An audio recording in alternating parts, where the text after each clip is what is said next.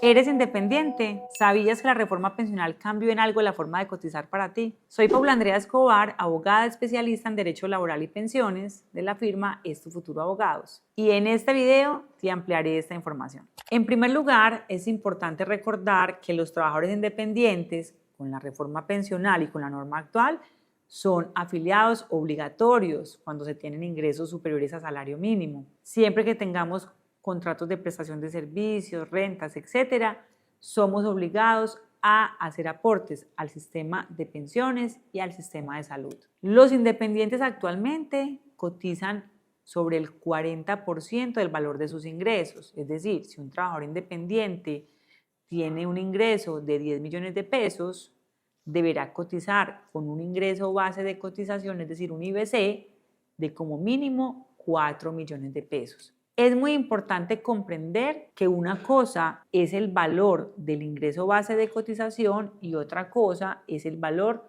recibido como honorarios o como rentas. ¿Por qué? Porque si yo recibo 10 millones de pesos, pero cotizo por 4, a la hora de pensionarme no me van a tener en cuenta que yo ganaba 10 millones, sino que yo ganaba 4. O sea, para el ingreso base de liquidación, lo que cuenta es el IBC con el que realmente efectué los aportes al sistema. Los trabajadores independientes efectúan la afiliación a la EPS a la que desean pertenecer, realizan la afiliación al fondo de pensiones y al régimen también al que desean pertenecer y pagan mes a mes por medio de la planilla PILA. Entonces, por PILA, cualquier operador, existen varios, está Arus, Azurpagos, etcétera. Hay otros que pueden escoger, se hace el pago de la planilla mes a mes. Y las empresas para las cuales prestan sus servicios les exigen el pago de la seguridad social para que esta empresa pueda descontarse como gasto. Esos honorarios debemos aportarle el pago de la seguridad social, como mínimo por el 40% de esos ingresos que nos pagaron. Si el ingreso es de salario mínimo, yo no puedo cotizar por el 40% del salario mínimo, debo cotizar como mínimo por el salario mínimo. Y el ingreso base de cotización máximo será el de 25 salarios mínimos mensuales. Con la reforma pensional, como lo acabo de mencionar, los independientes siguen siendo afiliados obligatorios tanto al sistema de salud como al sistema de pensiones, pero cambia en la forma de hacer el aporte. Porque el artículo 7 de la Ley 2381-2024, que es la reforma pensional, establece como obligaciones para los empleadores y para los contratantes efectuar el aporte al sistema de seguridad social. ¿Qué quiere decir esto? Que si un independiente tiene un contrato de prestación de servicios con una entidad o con una empresa o con una persona natural, esos contratantes deben descontar de los honorarios el valor del aporte que debe hacer sobre el 40% como mínimo del valor del contrato y hacer el aporte al sistema de seguridad social. ¿Qué quiere decir esto? Que ya el aporte no lo debe hacer y gestionar y pagar el trabajador independiente o el contratista más bien, sino el contratante.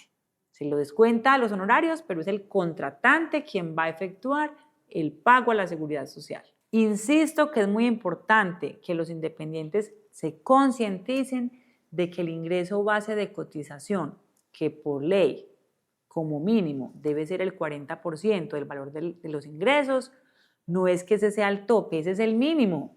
Entonces, uno como independiente, como contratista, como rentista, puede cotizar por el 100% del valor de sus ingresos. Y esto nos va a servir para que cuando recibamos la mesada pensional, pues sea algo más acorde a lo que realmente devengábamos. Pero los trabajadores independientes se llevan muchísimas sorpresas.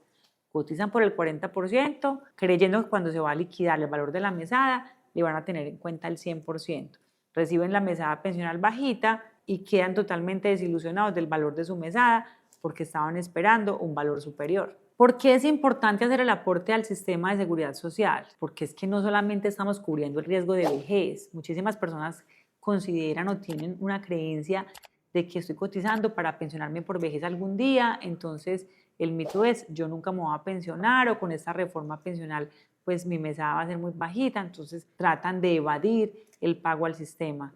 Y realmente lo que estamos protegiendo con el pago de seguridad social es una invalidez y una muerte también. Por eso la invitación para todos los independientes es hacer aportes al sistema de salud y pensiones para poder cumplir con las normas y para que no nos requiera la UGPP y para poder acceder a las prestaciones que establece el sistema de seguridad social. ¿Cuáles son? Por la EPS nos cubren subsidios por incapacidad temporal, es decir, incapacidades hasta el día 180. Nos brindan las prestaciones asistenciales, que son los servicios médicos, tratamientos, cirugías, etc. Y desde el punto de vista del sistema de pensiones nos cubren subsidios por incapacidad temporal, o sea, incapacidades posteriores al día 180 y hasta el día 540, día en el cual regresa a la EPS.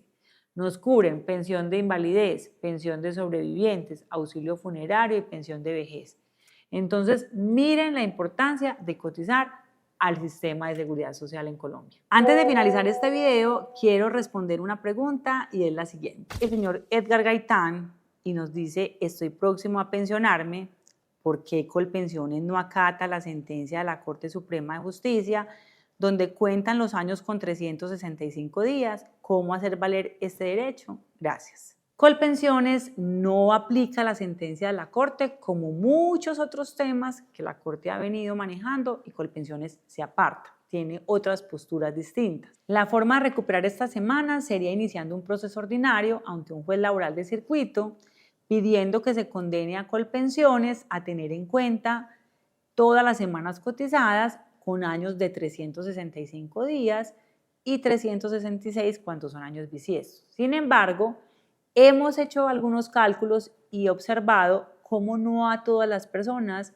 les justifica o les conviene esta forma de contabilizar. ¿Por qué? Porque si a una persona le fue negada una pensión de sobrevivientes o una pensión de invalidez por 1 o 2 semanas, vale la pena un tipo de procesos de estos. Pero si es una persona que tiene las semanas completas para acceder a su pensión de vejez, no tendría sentido iniciar este proceso, pues por 4 o 5 días o 6 días al año no se reúne ni una semana al año, por lo que para obtener un paquete de 50 semanas adicionales pues son muchísimos años y no a todo el mundo le conviene o le justifica 1.5% que sube la tasa, que realmente son 5.000, 10.000, 15.000 pesos para una demanda tan larga, dispendiosa y a veces costosa. Esto le justificaría realmente a personas que tienen promedios de salario más o menos aproximadamente de 8 o 10 millones de pesos, donde ese 1.5% que subiría la tasa es significativo.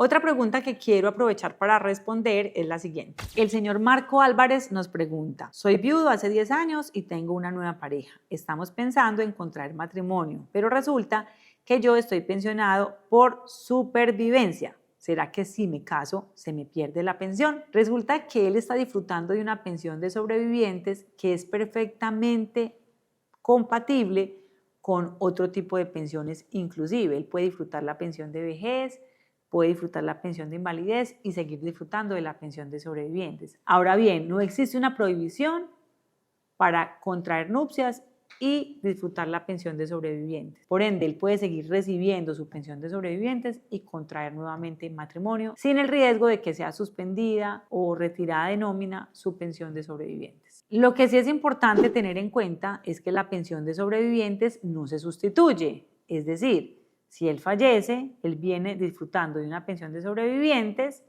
y ahí termina esta prestación. No se sustituye a su nueva esposa, a su nueva cónyuge, a su nueva compañera permanente. Es tu futuro, por eso no puedes descuidarte. Contáctanos a nuestra línea de WhatsApp 310-665-8193. Síguenos en nuestras redes sociales como Es Tu Futuro Abogados en Instagram, Facebook y TikTok. Además, suscríbete a nuestro canal de YouTube. Nos vemos.